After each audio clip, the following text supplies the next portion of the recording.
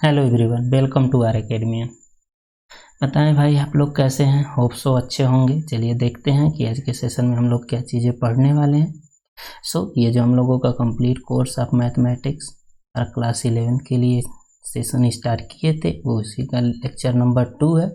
Lecture number 1 में हम लोग बात किए थे कि क्या सेट की डिफिनीशन होती है, सेट को किस तरह रिप्रेजेंट करते हैं, इन सब चीज़ों के बारे में बात किए थे।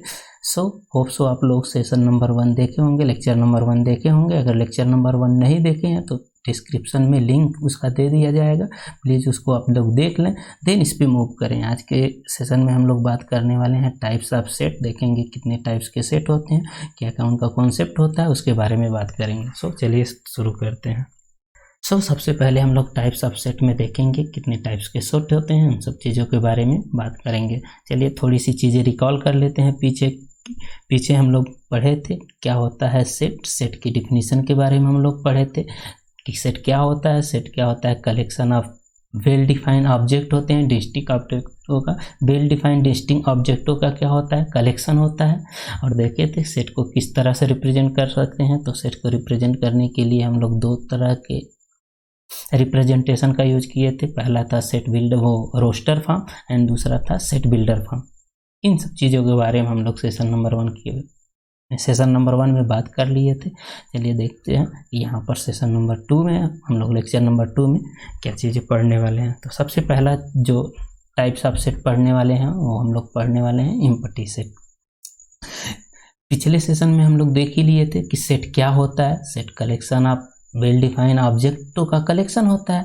और सेट को रिप्रेजेंट करना भी सीख गए हैं हम लोग कि सेट को किस तरह से लिखते हैं। सेट को इस तरह से लिखते हैं, एक कर्ली ब्रैकेट लिखते हैं और उसको रोस्टर फॉर्म में लिखते हैं तो कामा से सेपरेट करते हैं। और अगर उसको हम सेट बिल्डर फॉर्म में लिखते हैं तो उसकी प्रॉपर्टी लिखते हैं।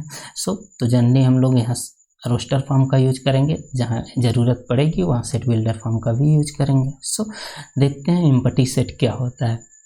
लेट से अगर कोई सेट है, अगर कोई सेट हम मान लें, अगर कोई एक सेट बनाते हैं और उनमें कलेक्शन जो होता है और उस सेट का जो कलेक्शन बना है उसमें एक भी एलिमेंट ना मिल पाए, अगर इस तरह से कोई सेट बना दें कि उनमें एक भी एलिमेंट ना मिल पाए, मतलब उसमें एक भी एलिमेंट ना हो, तो उस टाइप के सेट को हम लोग क्या कहेंगे? एम्प्टी सेट कहेंगे, या नल सेट भी कह सकते हैं, या वाइड सेट भी कह सकते हैं, जो भी कहना चाहें आप लोग कह सकते हैं। देखते हैं A set which does not contain any element। एक ऐसा सेट हम लोग बनाएं जिसमें एक भी एलिमेंट ना पाए, तो उस केस में हम उस सेट को क्या कहेंगे? एम्प्टी सेट कहेंगे, या नल सेट भी कह सकते हैं, वाइड सेट भी कह सकते हैं, जो आप लोग कहना चाहें कह सकते हैं। और इसको डिनोट करने के लिए, रिप्रेजेंट करने के लिए हम लोग इस फाई सिंबल का यूज करते हैं, इसको कहते हैं फाई। और या तो हम लोग इस कर्ली ब्रैकेट का भी यूज कर सकते हैं। जब हम लोग एम्प्टी सेट की बात करेंगे तो केवल कर्ली ब्रैकेट की बात करेंगे, इस तरह से, इसमें एक भी एलिमेंट नहीं आएंगे। तो इससे आप लोग कंफ्यूज नहीं करेंगे कि अगर एक भी एलिमेंट नहीं आ रहे हैं तो 0 आ रहे हैं। अगर 0 आ गया दिस मीन्स इसमें एक एलिमेंट आ गया। अगर इसमें 0 आ गया, इस कर्ली ब्रैकेट के अंदर 0 आ गया, दिस मीन्स इसमें एक एलिमेंट आ गया। जबकि एम्प्टी सेट का मतलब एक ऐसा सेट बनाए जिसमें एक भी एलिमेंट ना हो।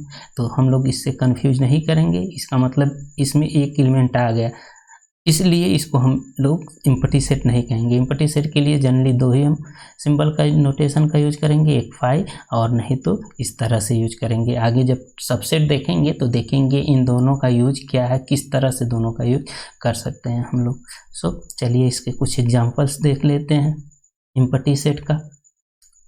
एम्प्टी सेट का एग्जांपल अगर बात किया जाए कि एक ऐसा सेट बनाया जाए जिसमें एक भी एलिमेंट ना है। लेट से अगर मैं कह दूं कि एक ऐसा सेट बनाइए जिसमें लेट से मान लीजिए अगर मैं कहूं कि उन आदमियों का कलेक्शन बनाइए जो कि मार्स पर रहते हैं, मून पर रहते हैं, तो इस तरह से आप ढूंढेंगे तो एक भी एलिमेंट नहीं मिल पाएंगे, एक भी ऐसा इंसान नहीं है जो मार्स पर रहता हो। तो इस तरह का कलेक्शन अगर हमको बनाना हो तो हमें एक भी एलिमेंट नहीं मिल पाएंगे। इस टाइप के कलेक्शन को हम लोग क्या कहेंगे? एम्प्टी सेट कहेंगे। होप सो ये बातें समझ में आई होंगी। चलिए कुछ और एग्जांपल्स देखते हैं हम लोग। Let the set of natural number less than 1। अगर मैं कहूँ उस तरह के सेटों का कलेक्शन बनाइए, लेट से एक सेट ए बना लें हम लोग और उसमें कहा जाए उस तरह के सेटों को रखना है, उस तरह के एलिमेंटों को रखना है कि जो 1 से कम हो। अब 1 से कम नेचुरल नंबर तो होता ही नहीं। नेचुरल नंबर का स्मॉलेस्ट नंबर हम लोग देखे थे जब नंबर सिस्टम पढ़े थे, पिछले सेशन में हम लोग बात किए थे, उसमें देखे थे नंबर सिस्टम में जब पढ़े थे नेचुरल नंबर, तो देखे थे सबसे स्मॉलेस्ट नंबर नेचुरल नंबर का क्या होता है 1। तो 1 से छोटा तो कोई नंबर ही नहीं आएगा। तो इस केस में अगर हम लोग एक सेट बनाएं तो वो सेट क्या आएगा, एक क्या आएगा, एक भी एलिमेंट नहीं आएगा, मीन्स वो 5 आएगा। क्या आएगा, 5 आएगा। या तो हम लोग इस तरह से रिप्रेजेंट करें या तो हम लोग इस तरह से रिप्रेजेंट कर सकते हैं। सो देखते हैं next example. The set of odd number divide by 2 is null set. अगर हम कहें कि कोई ऑड नंबर ले लें, उन ऑड नंबर का हम एक सेट बनाए जो 2 से डिवाइड हो जाए, तो हम जानते हैं ऑड नंबर क्या होते हैं, 2 से डिवाइड नहीं होते हैं। मीन्स इस तरह का अगर हम कोई सेट एक बनाते हैं तो उसमें एक भी एलिमेंट नहीं आने वाले हैं। तो उस तरह के सेट को हम लोग क्या कहेंगे, 5 इम्पटी सेट या नल सेट, वाइट सेट, कुछ भी कह सकते हैं। और भी कुछ एग्जांपल है, देखिए यक्स, ये तो हम लोग बात कर ली। अब पिछले सेशन में हम लोग जो सेट बिल्डर फॉर्म पढ़े थे उन्हीं का यूज करके देखिए कह रहा है यक्स सच डेट। अब यही जनरेट करेगा कि यक्स एलिमेंट अब क्या है, इंटीजर है, और उसका स्क्वायर किया जाए तो 2 आ जाए। तो अगर कोई भी इंटीजर ले लें और उसका स्क्वायर करें तो 2 कभी आ ही नहीं सकता। आप लोग खुद कोई नंबर चूज करके देखें, कोई एक इंटीजर लेना और इसका स्क्वायर करें कभी 2 आई भी नहीं करेगा। तो वो कह रहा है कि 2 आ जाए। एक सेट ऐसा एक्स लें कि उसका स्क्वायर करें और क्या आ जाए, 2 आ जाए। तो ऐसा कोई इंटीजर है ही नहीं जिसका स्क्वायर करें और क्या हो जाए, 2 आ जाए।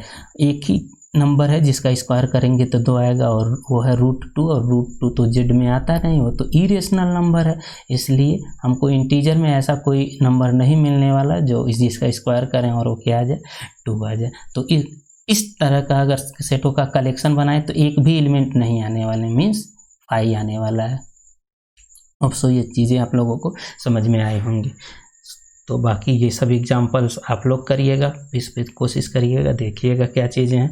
चलिए देखते हैं अगले टाइप के हम लोग सेट पर मूव करते हैं।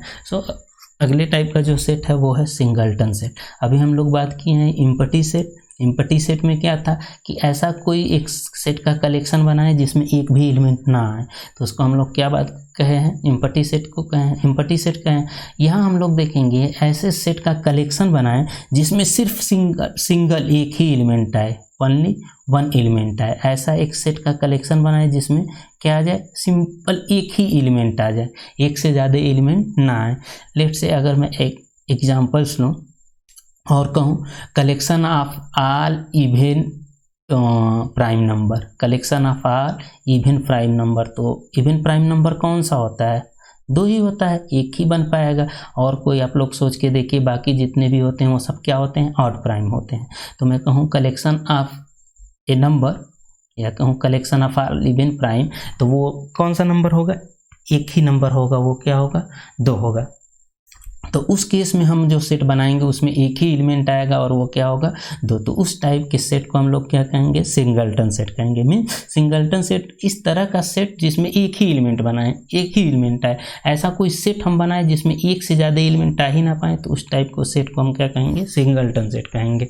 चलिए देखते हैं, a set which contain only 1 element, क्या ओनली 1 एलिमेंट, उस केस में हम उसको क्या कहेंगे कि वो सेट क्या है, सिंगलटन सेट है। जैसे अभी हम लोग बात किए हैं collection of all even prime number, तो इवन प्राइम नंबर एक ही है और वो क्या है, 2। तो उस केस में हमारा क्या हो जाएगा, ये जो सेट बनेगा वो सिंगलटन हो जाएगा।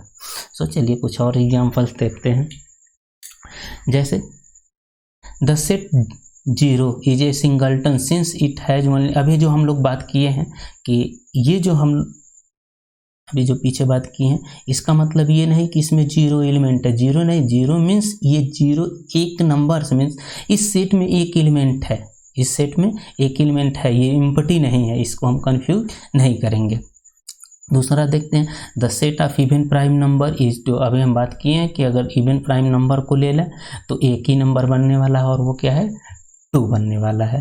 तो उसमें एक ही एलिमेंट आएगा, उस तरह का सेट बनाए तो एक ही एलिमेंट आ पाएगा। दूसरा कह रहा है कि एक एक्स को इस तरह से लें कि वो क्या हो, -1 से ज़्यादा हो और 1 से कम हो। और एक कंडीशन और ही दिया है कि x क्या हो, इंटीजर हो। x क्या हो, इंटीजर हो। अगर x इंटीजर नहीं कहता, लेट से अगर यहाँ x इंटीजर ना कह के अगर x कहता रेशनल नंबर है, तो 1 और -1 के बीच में इनफाइनाइट नंबर आ जाते हैं, बहुत सारे नंबर आ जाते हैं। लेकिन इंटीजर की बात कहा है तो इसके बीच में एक ही एलिमेंट आ पाएगा, एक ही इंटीजर आ पाएगा और वो क्या होगा, 0 होगा। आप लोग देखें -1 और 1 के बीच में क्या होता है, 0 ही होता है। ये 0 होता है, ये -1 होता है और ये क्या होता है, +1 होता है नंबर लाइन पर। तो एक ही एलिमेंट आ पाएगा और वो क्या हो जाएगा, 0 हो जाएगा। तो होप सो आप सिंगलटन सेट आप लोगों को समझ में आया होगा। ऐसे सेटों का कलेक्शन जिसमें किस तरह से ऐसे एलिमेंटों का कलेक्शन जिसमें एक ही एलिमेंट हो, ऐसा एक सेट बनाए जिसमें एक ही एलिमेंट हो, तो उस केस में हम लोग उसको क्या कहेंगे, सिंगलटन सेट कहेंगे। सो चलिए देखते हैं अगले टाइप के सेट पर। अगले टाइप का जो सेट है वो है फाइनाइट सेट। अब फाइनाइट सेट क्या होते हैं, अभी हम लोग देखें कि इम्पटी सेट, सिंगलटन सेट। अभी इम्पटी सेट जो था उसमें क्या था, ये हम कंफर्म हो गए, ये काउंट कर रही है कि उसमें एक भी एलिमेंट नहीं है। और अभी हम लोग बात किए हैं सिंगलटन सेट में, तो सिंगलटन में क्या देख लिए हैं हम लोग, सिंगलटन में देख लिए कि उसमें एक एलिमेंट है। अब फाइनाइट सेट क्या होते हैं, फाइनाइट सेट वो सेट होते हैं जिनमें क्या हम एलिमेंटों की संख्या को काउंट कर सकते हैं।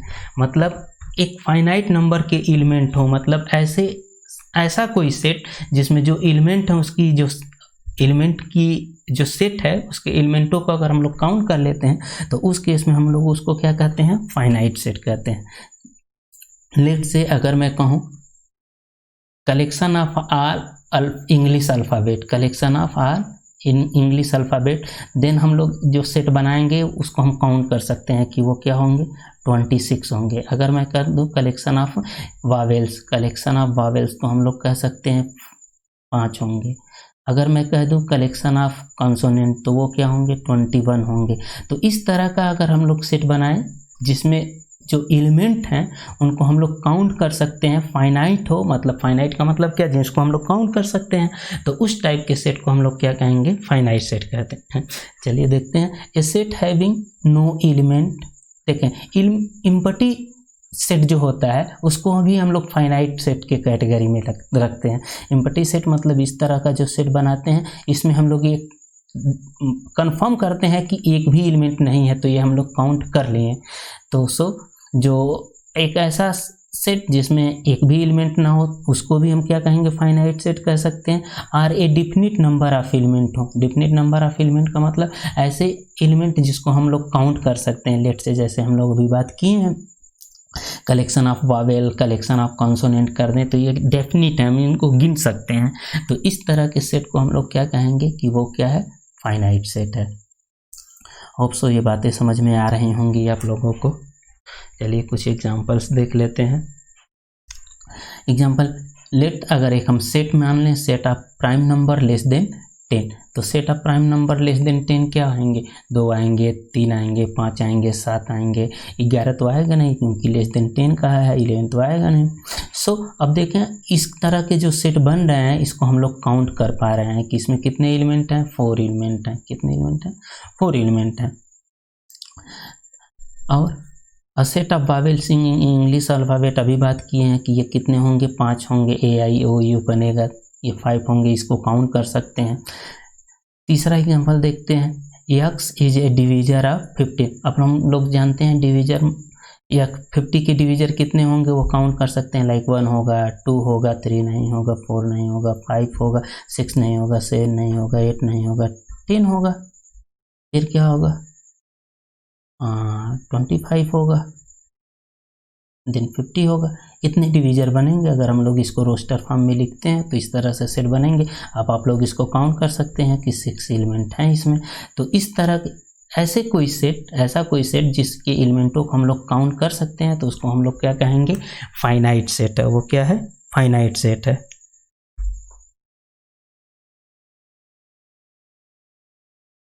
सो चलिए देखते हैं कि अगले टाइप का सेट क्या है। देन अगले टाइप का जो सेट है इनफाइनाइट नंबर है। फाइनाइट का मतलब जिसको हम लोग गिन सकते हैं, काउंट कर सकते हैं, जिसको हम लोग काउंट कर सकते हैं उसको फाइनाइट कहते हैं। उसी तरह जिसको हम लोग काउंट नहीं कर सकते हैं उसको इनफाइनाइट सेट कहते हैं। लेट से अगर मैं कह दूं एक ऐसा सेट बनाए जिसमें इस तरह के एलिमेंट आए कि उसको हम लोग काउंट ना कर पाएँ, इस तरह के एलिमेंट आए जिसको हम लोग काउंट ना कर पाएँ। जैसे अगर मैं कह दूं कलेक्शन ऑफ स्टार बनाएं, उसको काउंट करें तो आप लोग उसको काउंट नहीं कर पाएंगे। अगर कहें कि काउंट करके कलेक्शन ऑफ स्टार बनाए तो इस तरह से नहीं बना पाएंगे, तो वो इनफाइनाइट है, उसको हम लोग काउंट नहीं कर सकते। तो इस तरह के जो सेट होते हैं वो इनफाइनाइट होते हैं। अगर मैं कहूँ कलेक्शन ऑफ नेचुरल नंबर बनाइए, तो नेचुरल नंबर का हम लोग जानते हैं लिस्ट नंबर 1 होता है, लेकिन ग्रेटेस्ट नंबर पता ही नहीं, तो वो इन्फिनिटी तक होता है। कहाँ तक होता है? इन्फिनिटी तक होता है, उसको हम लोग इंड तक काउंट नहीं कर सकते। तो उस केस में वो क्या हो जाएगा? इनफाइनाइट सेट हो जाएगा। चलिए देखते हैं इनफाइनाइट सेट क्या होता है। A set having unlimited number of element, ऐसा कोई सेट जिसके पास अनलिमिटेड क्या हो, नंबर ऑफ एलिमेंट हो, उस केस में उसको हम लोग क्या कहेंगे कि वो क्या है, वो सॉरी ये फाइनाइट नहीं होगा, यहाँ ये इनफाइनाइट होगा, इनफाइनाइट सेट, टाइपिंग मिस्टेक है। तो उस केस में हम लोग उसको क्या कहेंगे? इनफाइनाइट सेट कहेंगे।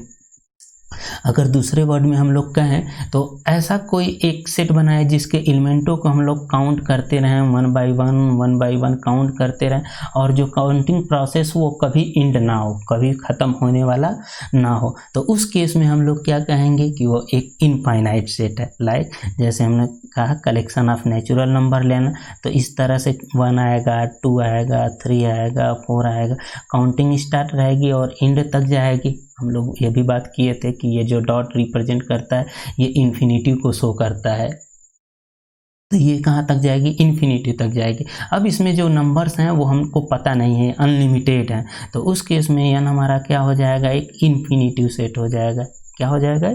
इन्फिनिटिव सेट हो जाएगा। होप सो आपको ये बातें समझ में आई होंगी। चलिए कुछ एग्जांपल्स और देखते हैं इसके बारे में।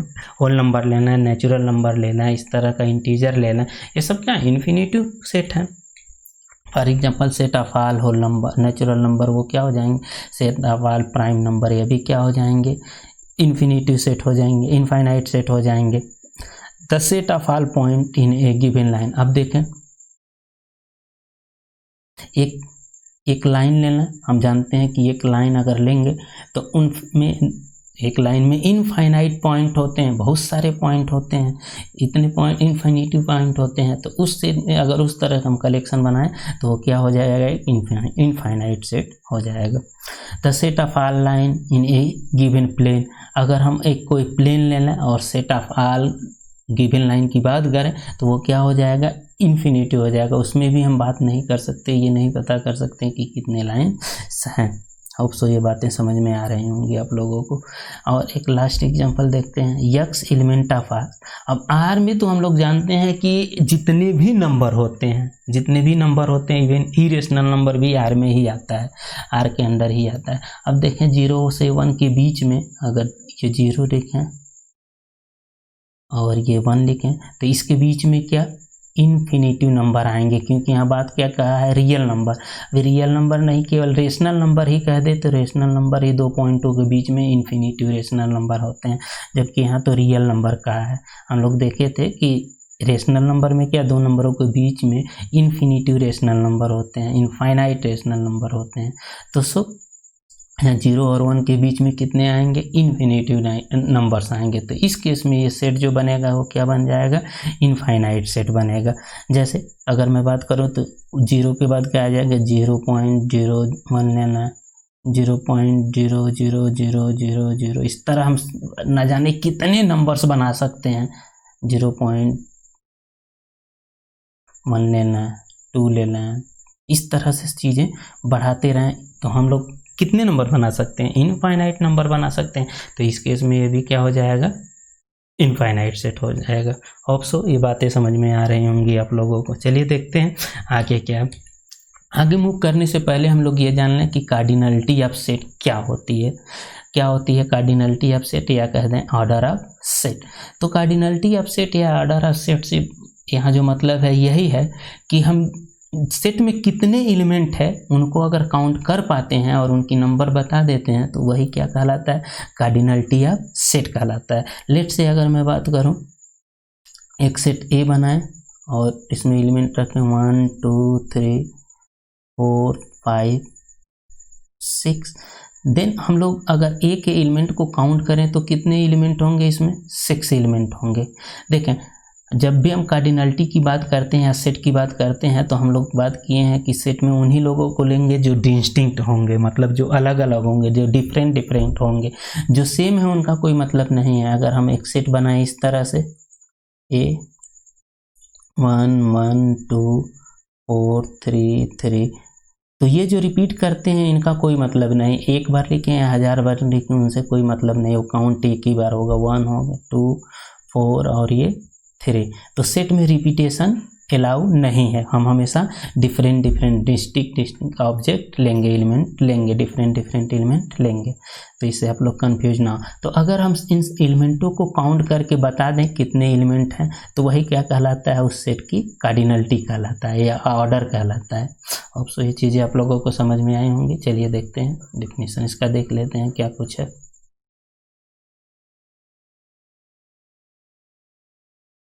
So the number of distinct element in a finite set, अगर इनफाइनाइट की तो बात ही नहीं हो सकती, इनफाइनाइट में तो हम काउंट कर ही नहीं सकते, इसलिए इनफाइनाइट सेट की बात ही नहीं करेंगे।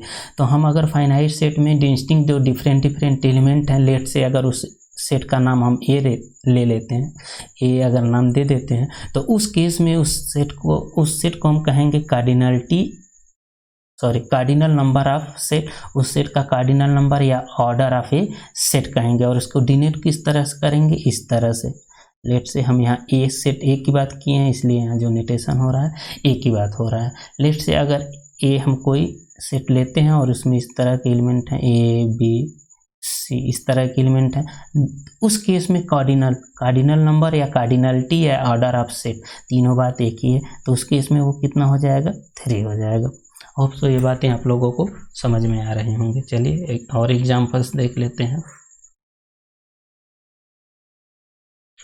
सो फॉर एग्जांपल अगर लेट से एक सेट ए ले लें, उसमें कितने एलिमेंट हैं 1 2 3 4 5 6, ये हम काउंट कर ले रहे हैं।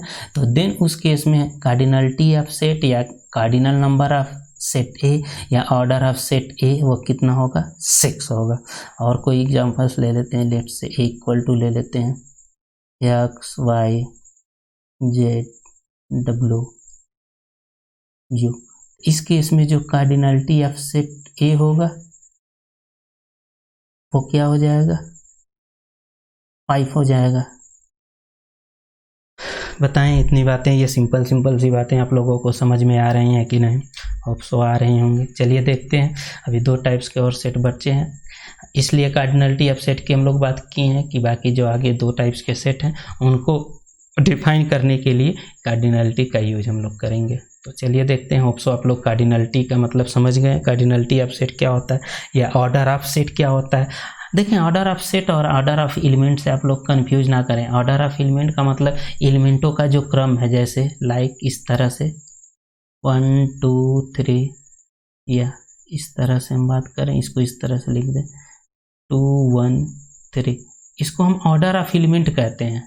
ये जो बात हो रही है एलिमेंट हम रीअरेंज कर रहे हैं, ये ऑर्डर है, उनके क्रम की बात हो रही है, जबकि हम लोग यहाँ ऑर्डर ऑफ सेट की बात कर रहे हैं। ऑर्डर ऑफ सेट की मतलब उस सेट में कितने एलिमेंट प्रेजेंट हैं उनको हम बता रहे हैं, तो इससे आप लोग कंफ्यूज ना करें। चलिए देखते हैं आगे का जो टाइप्स ऑफ सेट है वो क्या है, इक्विवेलेंट सेट। देखें, 2 सेट इक्विवेलेंट होने के लिए 2 सेट चाहिए, मिनिमम कम से कम कितने, 2 सेट चाहिए।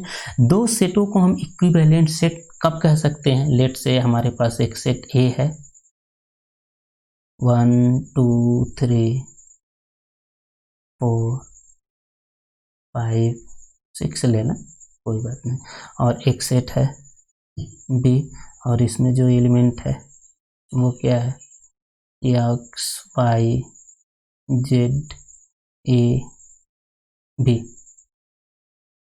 उस केस में अब लेट से हम 2 एग्जांपल्स ले लिए, 2 सेट ले लिए ए और बी, तो इनको हम इक्विवेलेंट तब कहेंगे जब इनकी जो कार्डिनलिटी है या ऑर्डर ऑफ सेट जो है वो क्या हो जाए, दोनों इक्वल हो जाए। लेट से अगर किसी तरह order of set A order of set B अगर इक्वल हो जाते हैं तो उस केस में हम लोग क्या कहेंगे कि वो दोनों इक्विवेलेंट सेट हैं। सबसे पहले यहाँ ऑर्डर ऑफ सेट, अभी पीछे देखें कार्डिनल नंबर ऑफ सेट या कार्डिनलिटी ऑफ सेट वो कितना होगा,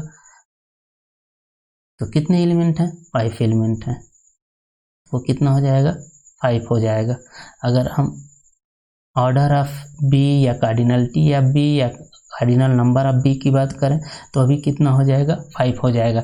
इस केस में हम लोग क्या देख रहे हैं कि ऑर्डर ऑफ ए और ऑर्डर ऑफ बी, या हम कह दें cardinality of set A cardinality of set B, या हम लोग कह दें cardinal number of set A या cardinal number of set B, वो दोनों क्या है, दोनों केस में क्या है, 5 है, दोनों इक्वल हैं। अगर ये कंडीशन होल्ड करता है, यानी कि किन्हीं दो या दो से ज़्यादा सेटों का अगर ऑर्डर या कार्डिनलिटी ऑफ सेट अगर इक्वल हो जा रहा है तो उस केस में हम उसको क्या कहेंगे कि वो सेट क्या है, इक्विवेलेंट सेट है। होप सो ये चीज़ें आप लोगों को समझ में आई होंगी। चलिए देखते हैं। देखिए 2 सेट, लेट से हम एक को ए नाम दे देते हैं और एक को B, are set to be equivalent sets if their cardinal number are same. अगर उनका कार्डिनल नंबर या हम कार्डिनलिटी ऑफ सेट कह सकते हैं, ऑर्डर ऑफ सेट भी कह सकते हैं, अगर वो क्या हो जा रहे हैं, सेम हो जा रहे हैं, तो उस केस में वो इक्विवेलेंट सेट होगा। अगर हम यहाँ 2 सेट ए और बी कंसीडर किए हैं तो इनका अगर कार्डिनलिटी अगर इक्वल हो रहा है तो इस केस में इसको हम लोग क्या कहेंगे कि इस केस में ये इक्विवेलेंट सेट है। एंड दिस मीन अगर उनकी ऑर्डर या कार्डिनलिटी सेम हो जाती है तो उस केस में ये एक दूसरे के क्या होंगे, इक्विवेलेंट सेट होंगे। ए और बी एक दूसरे के क्या होंगे, इक्विवेलेंट सेट होंगे। अब सो ये बातें समझ में आई होंगी आप लोगों को। चलिए कुछ एग्जांपल्स देख लेते हैं। लेट हम एक सेट A1 ले लें, ए ले लें और एक सेट बी ले लें।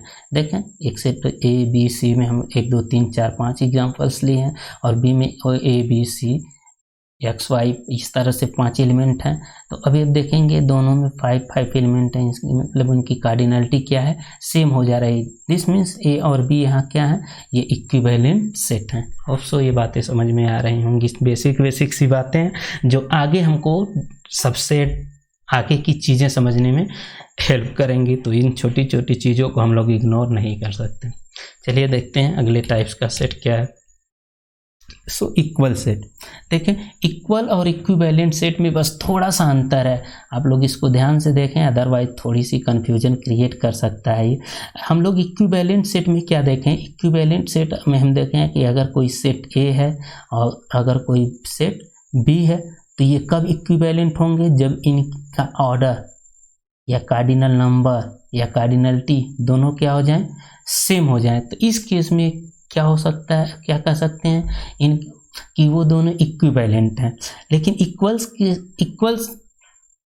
सेट के केस में हम ये नहीं कह सकते। इक्वल सेट के केस में उनकी कार्डिनलिटी सेम होने के साथ साथ उनकी जो एलिमेंट हो वो दोनों भी सेम होना चाहिए। मतलब अगर 2 सेट ए और बी हैं तो उनकी कार्डिनलिटी भी सेम होनी चाहिए और उनकी हर एक एलिमेंट यानी ए में जितने भी एलिमेंट हैं वो बी के एग्जैक्ट एलिमेंट से मैच करना चाहिए। मतलब जो एलिमेंट ए में है और वही एलिमेंट क्या होने चाहिए, बी में होना चाहिए। उस केस में हम इसको कहेंगे कि इक्वल सेट है। इक्वल और इक्विवेलेंट में आप कंफ्यूज ना हो, इक्विवेलेंट में कार्डिनलिटी मैटर करता है जबकि इक्वल सेट में कार्डिनलिटी के साथ साथ एलिमेंट भी मैटर करता है। इक्विवेलेंट में हम लोग एलिमेंट को प्रेफरेंस नहीं देते, एलिमेंट कोई भी हो उससे मतलब नहीं, केवल उनकी ऑर्डर सेम होना चाहिए, उनकी जो कार्डिनलिटी है वो सेम होना चाहिए। लेकिन इक्वल सेट में कार्डिनलिटी के साथ साथ एलिमेंट को भी हम यहाँ प्रेफरेंस देंगे। चलिए देखते हैं इक्वल सेट क्या होता है। अगर 2 सेट ए और बी हम लोग ले लें तो उस केस में ए और बी को इक्वल सेट कहेंगे तब इफ़ दे है एग्जैक्टली सेम एलिमेंट। अगर उन दोनों के पास अगर सेम एलिमेंट है तो उस केस में हम लोग उसको क्या कहेंगे कि वो दोनों इक्वल सेट है। और इक्वल सेट को हम लोग किस तरह से लिखेंगे, इस तरह से इक्वल टू बी। आगे ये सब सबसेट में बहुत सारी हेल्प करने वाली हैं, बेसिक सी चीज़ें, इसलिए आप लोग इसको इग्नोर नहीं कर सकते। चलिए देखते हैं कुछ एग्जाम्पल इसके। फॉर एग्जाम्पल अगर हम एक सेट ए लें और एक सेट बी ले लें। अब एक सेट ए में क्या है, बी ए एक्स वाई है और बी में क्या है, ए बी एक्स वाई है। अब देखें कि यहाँ जो कार्डिनलिटी है, cardinality of set A and cardinality of set B हमको दिख रहा है कि दोनों क्या हैं, इक्वल हैं। एक दोनों क्या हैं, इक्वल हैं। अभी हम एलिमेंट की बात नहीं कर रहे हैं, केवल कार्डिनलिटी की बात कर रहे हैं। तो यहाँ कार्डिनलिटी क्या है, सेम है। तो इक्वल होने के लिए, इक्वल सेट होने के लिए कार्डिनलिटी के साथ साथ एक चीज़ें और होनी चाहिए। आप देखें कि ए में जो भी एलिमेंट हैं वही एलिमेंट बी में है, एग्जैक्ट वही एलिमेंट बी में है। ए में कितने एलिमेंट हैं, ए है, बी है, इस तरह लिखें, बी है, ए है, वाई है, यक्स है। और अब देखें बी में क्या है, ए है, बी है, यक्स है, वाई है। अब देखें जितने एलिमेंट ए में हैं वही एलिमेंट क्या है, एग्जैक्ट बी में है। तो उस केस में हम लोग क्या कहेंगे कि वो दोनों क्या हैं, इक्वल सेट हैं। बताएं इतनी सी बातें, छोटी छोटी बातें आप लोगों को समझ में आ रही हैं कि नहीं। तो इक्विवेलेंट और इक्वल से आप लोग कंफ्यूज नहीं करेंगे। इक्विवेलेंट में हम जब बात करते हैं तो उसमें केवल हम लोग कार्डिनलिटी कह दें या ऑर्डर कह दें वो मैटर करता है, एलिमेंट मैटर नहीं करता है। जबकि इक्वल सेट में कार्डिनलिटी तो है, कार्डिनलिटी सेम होना चाहिए और साथ ही एग्जैक्ट एलिमेंट दोनों के सेम होने चाहिए। मतलब जो एलिमेंट, जो सेट ए में एलिमेंट हैं, जो एलिमेंट सेट ए में है वही एलिमेंट सेट बी में भी होने चाहिए। तो उस केस में ए और बी क्या हो जाएंगे, इक्वल सेट हो जाएंगे। आप कोई भी दो सेट ले लें, अगर उनका कार्डिनलिटी और एग्जैक्ट एलिमेंट सेम हो जा रहे हैं तो उस केस में वो एलिमेंट क्या हो जाएंगे, इक्वल हो जाएंगे। उस केस में वो एलिमेंट क्या हो जाएंगे, इक्वल सेट हो जाएंगे। अगर केवल कार्डिनलिटी सेम हो रहा है तो उस केस में इक्विवेलेंट हो जाएंगे। बताएं इतनी बातें, ये सिंपल सी बातें आप लोगों को समझ में आ रही हैं कि नहीं, होप सो आ रही होंगी। चलिए देखते हैं, इस पर कुछ प्रॉब्लम्स कर लेते हैं, देन आप लोगों को प्रैक्टिस क्वेश्चन दिया जाएगा।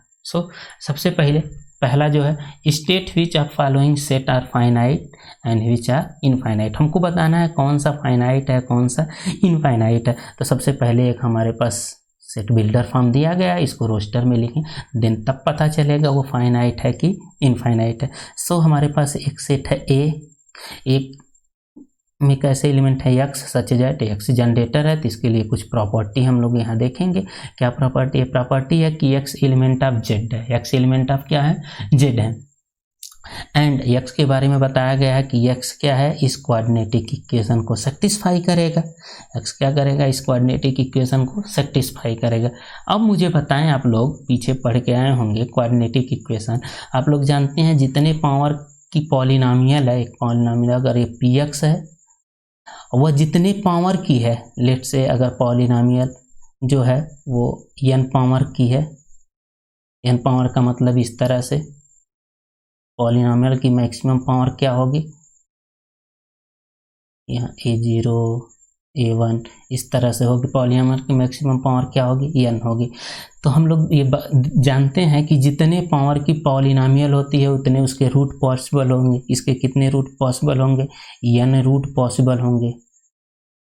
कितने रूट पॉसिबल होंगे, n रूट पॉसिबल होंगे। इसी तरह अगर कोई पॉलिनोमियल है, मान लेते हैं 3 डिग्री की, मतलब पावर की मैक्सिमम पावर कितनी है, 3 है, तो आप लोग जानते हैं उस केस में उसके 3 रूट बनेंगे। इसी तरह क्वाड्रेटिक इक्वेशन है, तो क्वाड्रेटिक इक्वेशन में वेरिएबल का मैक्सिमम पावर कितना होता है, 2 होता है। वेरिएबल का मैक्सिमम पावर कितना होता है, 2 होता है। तो उस केस में आप लोग देखेंगे तो यहाँ कितने x के वैल्यू निकल के आ सकते हैं, x के 2 वैल्यू आ सकते हैं। x के कितने वैल्यू आएंगे, 2 वैल्यू आएंगे। अगर आप लोग इसको फैक्टर करना चाहते हैं तो फैक्टर करके देख लें कितने वैल्यू आएंगे, एग्जैक्ट 2 ही वैल्यू आएगा। अब 2 वैल्यू आएगा तो इसको तो हम लोग काउंट कर सकते हैं ना, काउंट कर सकते हैं, फाइनाइट होगा, इसको 2 ही नंबर्स आ रहे हैं, इसकी ऑर्डर तो 2 है, तो हम इसको काउंट कर सकते हैं। ऑल दो ये क्या होगा, अगर आप लोग इसको सॉल्व करना चाहते हैं तो इसको इस तरह से लिख लें, फैक्टर कर लें, इजी सी है, ऐसा नहीं है कि को होगा नहीं। हमको इसको लिखना है तो ये क्या लिखेंगे, इसको 3x माइनस ये प्लस x माइनस 3, देन इसको दिस इम्प्लाई इक्वल टू 0 भी लिख देंगे। और यहाँ क्या हो जाएगा, x कॉमन लेंगे तो x माइनस 3 कॉमन बच जाएगा, यहाँ +1 कॉमन होगा, x माइनस 3 हो जाएगा इक्वल टू 0। देन ये x माइनस 3 और x minus 1, then this imply x equal to 3 और x इक्वल टू 1। ये दो वैल्यू आने वाले, ये सॉरी ये प्लस होगा तो ये -1, ये वैल्यू आने वाली है तो एक क्या आएगी -1 आएगी और एक 3 आएगी, तो दो ही वैल्यू आएंगे, तो ये तो फाइनाइट हो गए। क्या हो गए? फाइनाइट हो गए। होप सो ये चीज़ें आप लोगों को समझ में आ रही होंगे।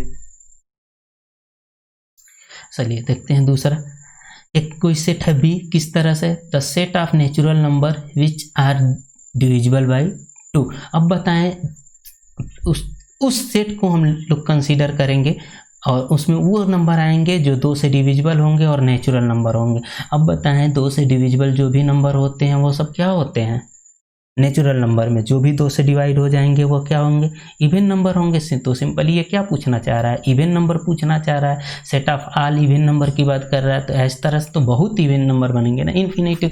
अब नेचुरल नंबर में ऐसे बहुत सारे इन्फिनिटिव नंबर हैं जो 2 से डिविजिबल होंगे, आपको पता ही नहीं है।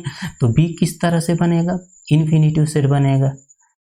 जैसे पहला क्या आ जाएगा? 2 ही आ जाएगा, 4 आ जाएगा, 6, 2 4 6, 2 4 8, इस तरह से कितने आएंगे? इन्फिनिटिव आएंगे। तो ये क्या हो जाएगा? इनफाइनाइट हो जाएगा और ये वाला हमारा क्या हो जाएगा? फाइनाइट हो जाएगा। देखें सी की बात करें, the set of line passing through a point. अब ये बात देखें कि अगर ये एक पॉइंट है, अगर एक पॉइंट बनाए तो इस पे कितने लाइन पास कर सकते हैं? आप देखें इनफाइनाइट लाइन पास करा सकते हैं, इस तरह से इनफाइनाइट लाइन पास करा सकते हैं। तो उस तरह से हम लोग बात करें the set of line passing through a point, तो इस तरह से कितने लाइन्स बना सकते हैं जो एक लाइन से पास करे? तो वह भी क्या होगा? सी के केस में क्या होगा? इनफाइनाइट लाइन होगा। एक लाइन, एक पॉइंट से इनफाइनाइट लाइन गुजर सकते हैं, तो उस केस में सी भी क्या होगा? एक इनफाइनाइट सेट होगा, इन्फिनिटिव सेट होगा। डी के बारे में देखें, एक्स एक जेड का एलिमेंट है और कह रहा है उसका स्क्वायर करेंगे तो 25 आएगा। अब जेड में हम जेड की बात कर रहे हैं, अब हम ऐसा नंबर चूज करें जिसका स्क्वायर करें तो वो 25 आ जाए। इंटीजर में 2 ही नंबर ऐसे हैं, एक -5 एक +5, जिसका हम स्क्वायर करेंगे तो क्या आएगा? 25 आएगा। तो इस केस में ये क्या हो गया? फाइनाइट सेट हो गया। 2 ही नंबर से आएंगे और कोई नंबर ही नहीं आएगा जिसका स्क्वायर करें और वो क्या आ जाए? 25 हो जाए। अगर इसको सॉल्व करेंगे तो देखेंगे तो क्या हो जाएगा? इधर भेजेंगे तो ये ±5 ही आएगा, इसको इधर भेजेंगे तो होप सो ये बातें आप लोगों को समझ में आई होंगी। चलिए देखते हैं। ये है प्रैक्टिस क्वेश्चन। आप लोग प्रैक्टिस क्वेश्चन के लिए प्लीज़ जो ग्रुप दिया गया है डिस्क्रिप्शन में, लिंक का ग्रुप है, 2 ग्रुप है, एक टेलीग्राम ग्रुप है और एक फेसबुक ग्रुप है। प्लीज़ आप लोग उसको ज्वाइन करें। उस टेलीग्राम ग्रुप पे आप लोगों को प्रैक्टिस क्वेश्चन मिलेगा, तो डिस्क्रिप्शन में जो लिंक है उसको आप लोग ज्वाइन करें। वहाँ से आप लोग इसका प्रैक्टिस क्वेश्चन के लिए प्रैक्टिस क्वेश्चन आप PDF वहाँ से आप लोग ले सकते हैं। अगर आप लोगों को सेशन पसंद आया हो तो प्लीज़ लाइक ज़रूर करें, और अगर आप इस चैनल पर नए हैं तो ज्वाइन भी, चैनल को सब्सक्राइब भी करें और इसको अपने फ्रेंड के साथ शेयर भी करें। Thank you so much.